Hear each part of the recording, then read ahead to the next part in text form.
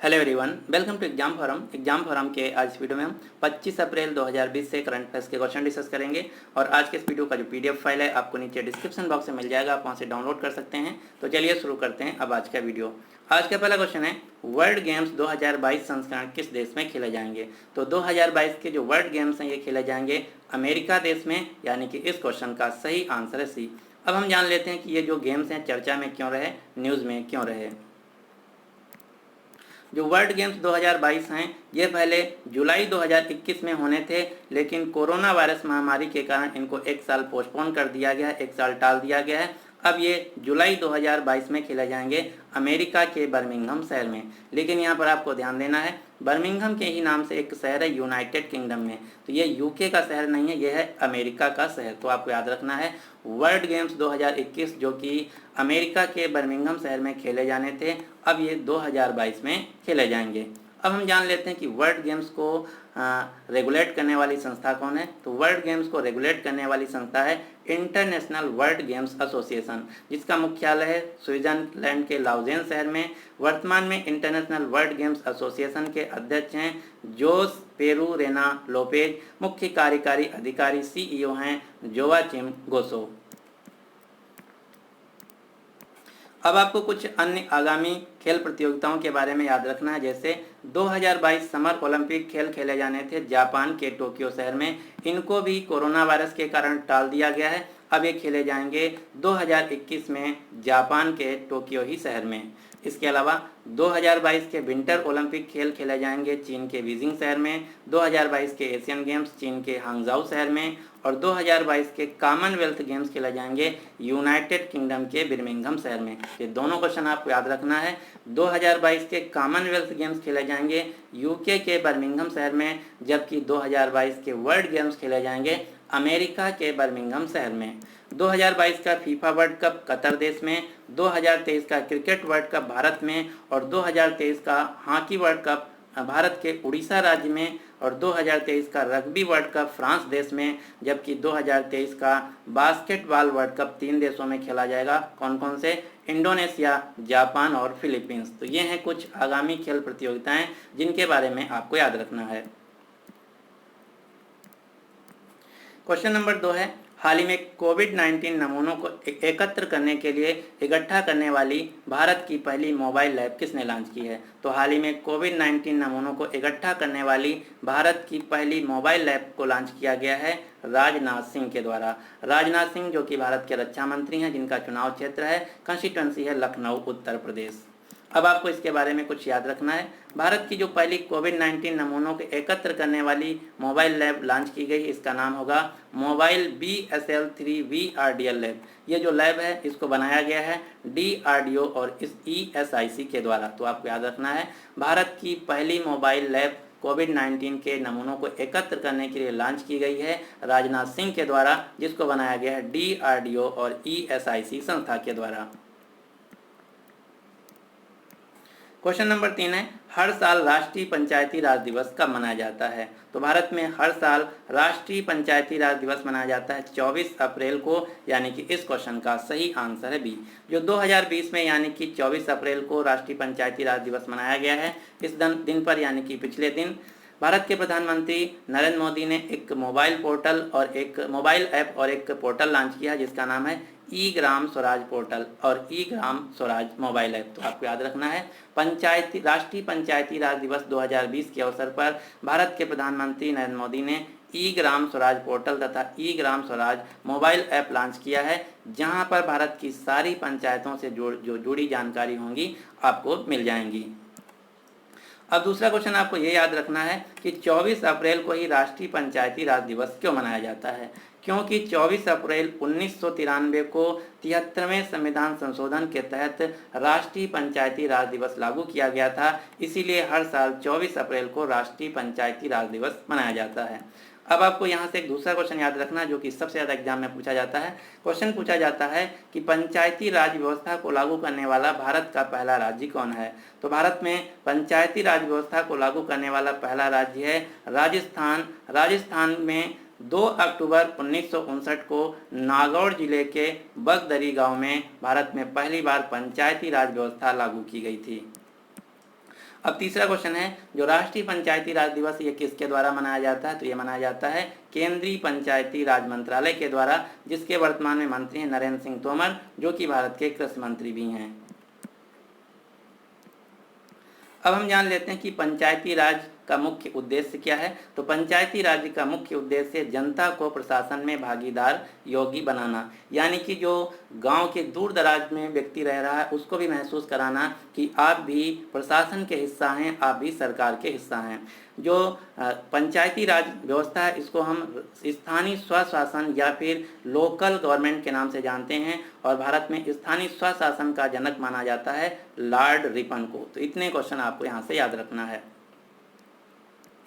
Question number 4 है, हाल ही में जानी मानी रंगमंच निर्देशक, अभिनेता और सामाजिक कार्यकर्ता उषा गांगुली का निधन हुआ है। आपको बताना है कि जो उषा गांगुली थी ये किस राज्य से थी। तो उषा गांगुली जो कि पश्चिम बंगाल राज्य से थी, इनका हाल ही में निधन हो गया है।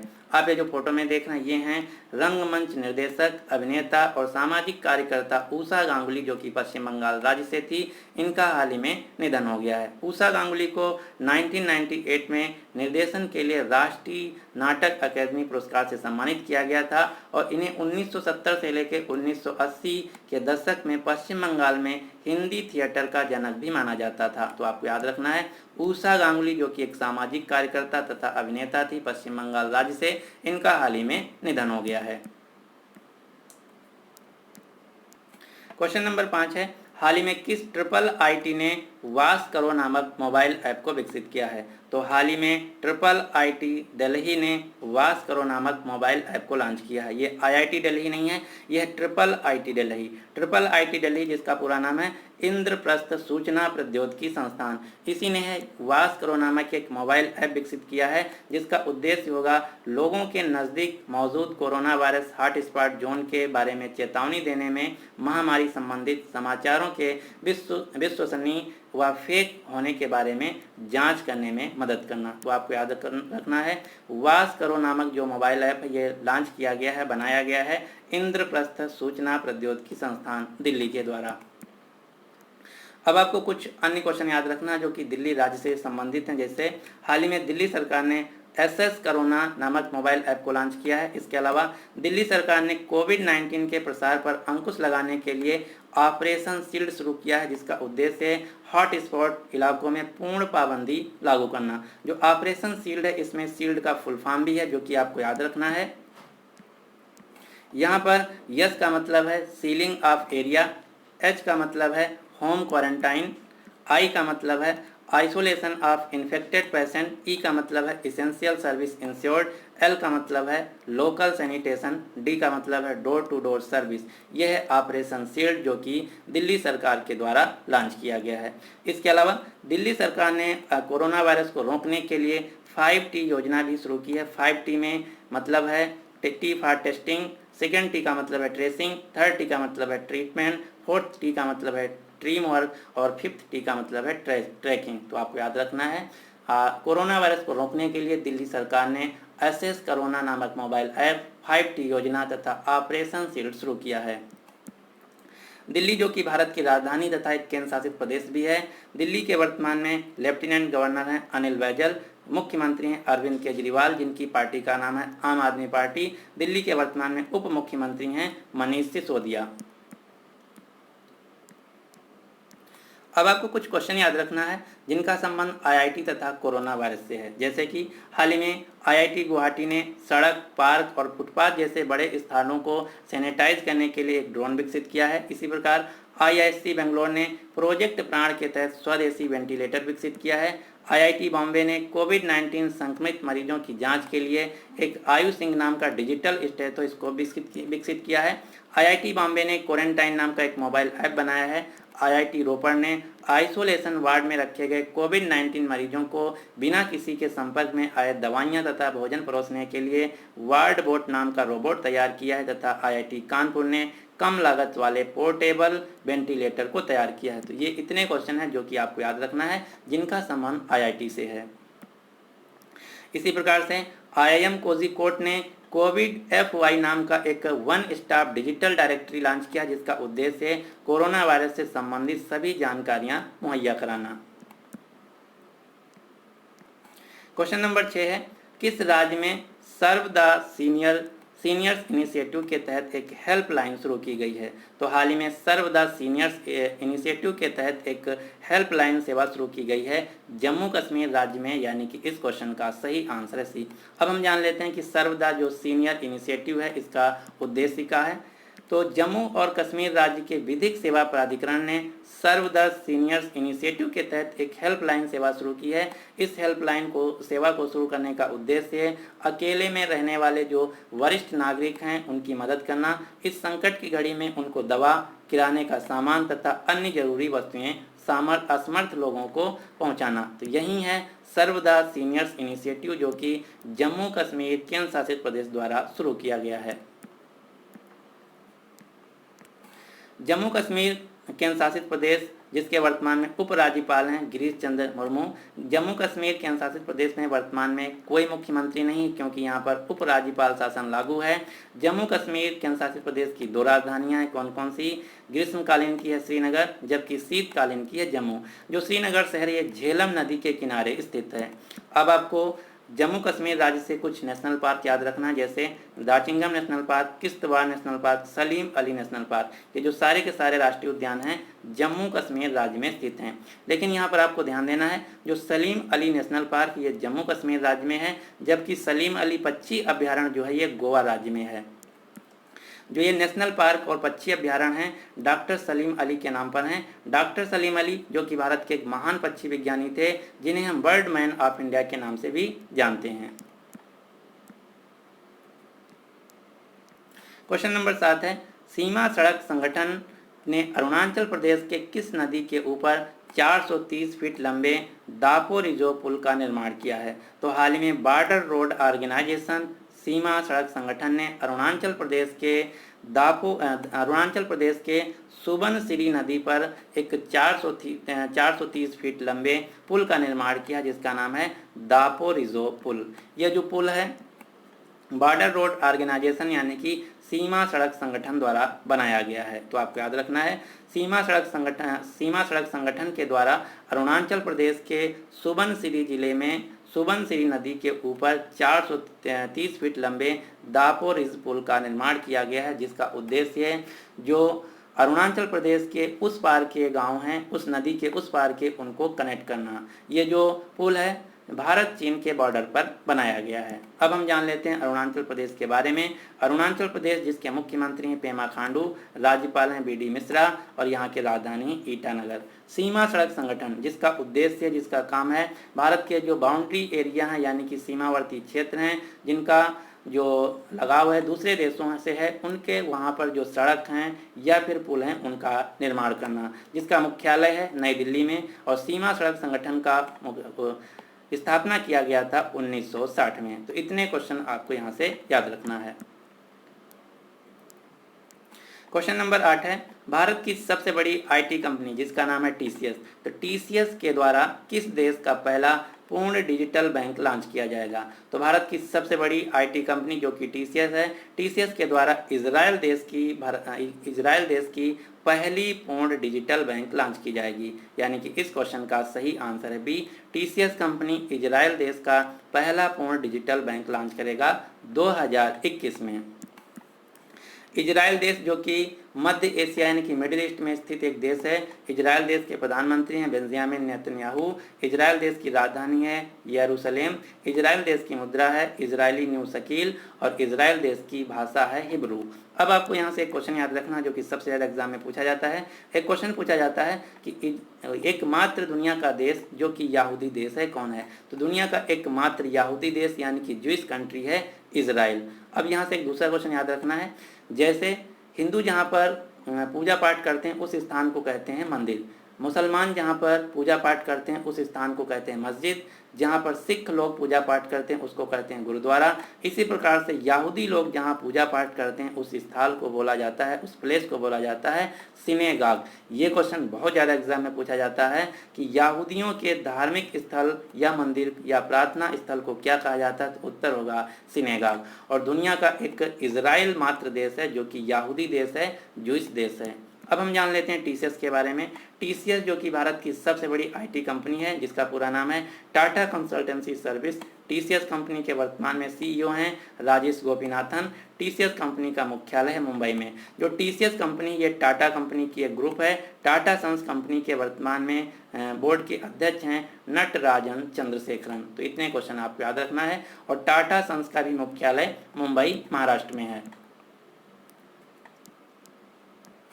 क्वेश्चन नंबर 9 है, स्वास्थ्य कर्मियों पर हो रहे हमलों के मद्देनजर एक अध्यादेश जारी किया गया है, जिसके तहत अब अगर कोई व्यक्ति स्वास्थ्य कर्मियों पर कोरोना वायरस के तहत कोई हमला करता है तो उसको दोषी करार करते हुए कितने साल की सज़ा दी जाएगी। तो इस अध्यादेश, इस कानून के तहत उस व्यक्ति को मैक्सिमम 7 साल की सज़ा दी जाएगी। यानी कि इस क्वेश्चन का सही आंसर है सी।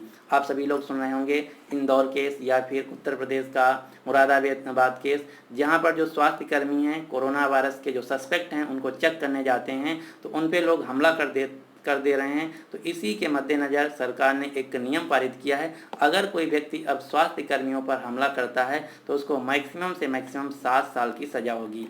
अब यहाँ से एक क्वेश्चन और आपको याद रखना है। इस नियम को 2 कैटेगरी में लाया गया है। कौन कौन से? पहला बताया गया है, ये जो नियम है गैर जमानती, यानी कि अगर कोई व्यक्ति पकड़ा जाता है तो उसका 6 महीने तक जमानत नहीं होगा। दूसरी बात, इस नियम को 2 कैटेगरी में लाया गया है। यदि अपराध ज़्यादा गंभीर नहीं है तो जो सज़ा है 3 महीने से 5 साल तक हो सकती है, या फिर 50,000 रुपये से 2 लाख रुपये तक जुर्माना हो सकता है। यदि जो सज़ा है, अपराध है, गंभीर है, तो उस केस में 6 महीने से लेकर 7 साल की सज़ा हो सकती है, या फिर 1 लाख रुपये से 3 लाख रुपये तक जुर्माना हो सकता है। ये प्रावधान बनाया गया है इस नए नियम के तहत। क्वेश्चन नंबर 10 है, हाल ही में किस मंत्रालय ने #MyBook MyFriend अभियान को शुरू किया है? तो हाल ही में #MyBook MyFriend जो अभियान है इसको शुरू किया गया है मानव संसाधन विकास मंत्रालय के द्वारा। यानी कि इस क्वेश्चन का सही आंसर है ए। अब हम जान लेते हैं कि इसका उद्देश्य क्या है। तो विश्व पुस्तक दिवस जो कि अभी 23 अप्रैल को मनाया गया है, तो विश्व पुस्तक दिवस के अवसर पर सोशल मीडिया पर #MyBook MyFriend अभियान शुरू किया गया है, जिसका उद्देश्य है कि सभी छात्रों को लॉकडाउन के दौरान पाठ्यक्रम की पुस्तकों को पढ़ना, साथ ही साथ इस #MyBook MyFriend के साथ शेयर करना। यही है #MyBook MyFriend अभियान, जिसको मानव संसाधन विकास मंत्रालय के द्वारा शुरू किया गया है। अब आपको कुछ अन्य इनिशिएटिव, अन्य पहल के नाम याद रखना है जो कि मानव संसाधन विकास मंत्रालय ने शुरू किया है। जैसे मानव विकास संसाधन मंत्रालय ने नेशनल बुक ट्रस्ट के साथ मिलकर #Stay Home India with Books के नाम से पहल शुरू किया है।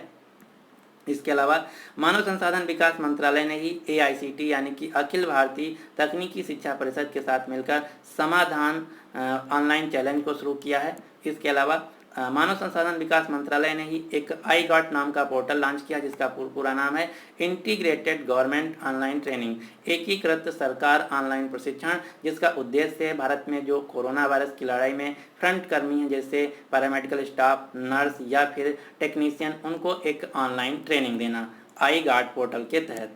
इसके अलावा मानव संसाधन विकास मंत्रालय ने ही भारत पढ़े ऑनलाइन अभियान को शुरू किया है। इसके अलावा ही मानव संसाधन विकास मंत्रालय ने ही एक युक्ति नाम की वेब पोर्टल लॉन्च किया है। युक्ति नाम की वेब पोर्टल, जिसका पूरा नाम है young India combating Covid with knowledge technology and innovation. तो इतने जो इनिशिएटिव हैं ये मानव संसाधन विकास मंत्रालय के द्वारा शुरू किए गए हैं। वर्तमान में मानव संसाधन विकास मंत्रालय के मंत्री हैं रमेश पोखरियाल निशंक, जिनका कंस्टिट्यूएंसी है, चुनाव क्षेत्र है उत्तराखंड हरिद्वार। ये थे आज के करंट अफेयर्स के क्वेश्चन। अब आपके लिए क्वेश्चन क्या है कि हाल ही में किस भारतीय को BWF के IM बैडमिंटन जागरूकता अभियान के ब्रांड एम्बेसडर में शामिल किया गया है? तो इस क्वेश्चन का जो सही आंसर है आपको नीचे कमेंट बॉक्स में देना होगा। अगर आपको वीडियो पसंद आता है तो प्लीज़ इस वीडियो को लाइक कीजिए और अपने सभी दोस्तों के साथ जो किसी भी एग्जाम की तैयारी कर रहे हैं उनके साथ इस वीडियो को शेयर जरूर कीजिए।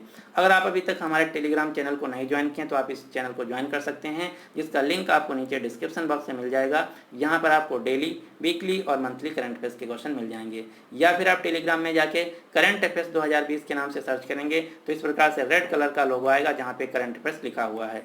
So finally thanks for watching exam forum.